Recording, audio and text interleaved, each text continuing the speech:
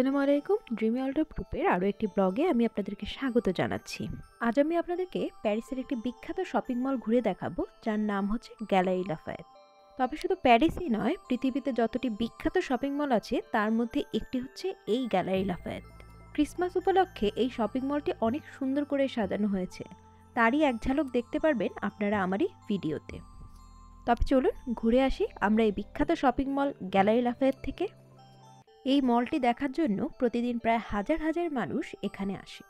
Gallery লাফায়েতের চারপাশে এমন সুন্দর করে লাইটিং করা ছিল। এই যে দেখুন, গাছগুলো কি সুন্দর।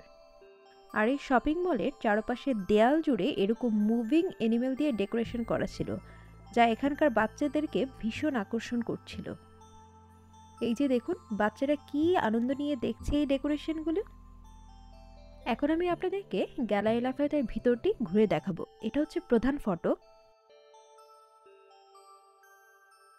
যাবার পথে প্রতিটি ফ্লোরে আপনারা গুচি, ব্যালেন্সিয়াগা, মাইকেল কোর্স আরও যত নামি দামি ব্র্যান্ড আছে সেসব ব্র্যান্ডের দোকানের দেখা মিলবে।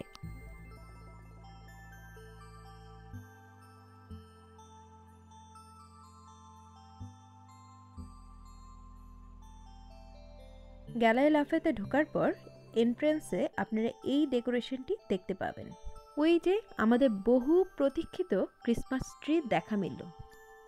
এখন গ্রাউন্ড ফ্লোর থেকে ক্রিসমাস ট্রিটি এরকম দেখা যাচ্ছে।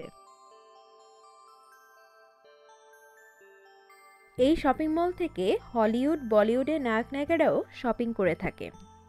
প্রিন্সেস ডায়নাও এই শপিং মল থেকে শপিং করেছিলেন। সিঁড়ি দিয়ে আমরা উপরে উঠে যাচ্ছি। যত উপরে উঠবেন ক্রিসমাস ট্রিটি তত কাছ থেকে দেখতে পাবেন। ওই যে দেখুন, সেকেন্ড ফ্লোর থেকেও ট্রিটি খুব কাছ থেকে দেখা যাচ্ছে। এই মলের প্রতিটি ফ্লোরের বারান্দায় বিভিন্ন ধরনের দোকান এবং রেস্টুরেন্ট দিয়ে ঘেরাও করা ছিল। এই ট্রিটার সবচেয়ে সুন্দর ভিউটা আমি আপনাদেরকে একটু পরেই দেখাবো।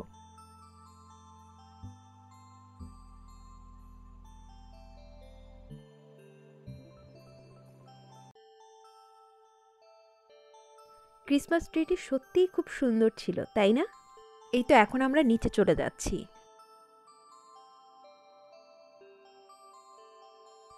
শেষে আমি কিছু ছবি জুড়ে দিয়েছি, আশা করি আপনাদের ভালো লাগবে।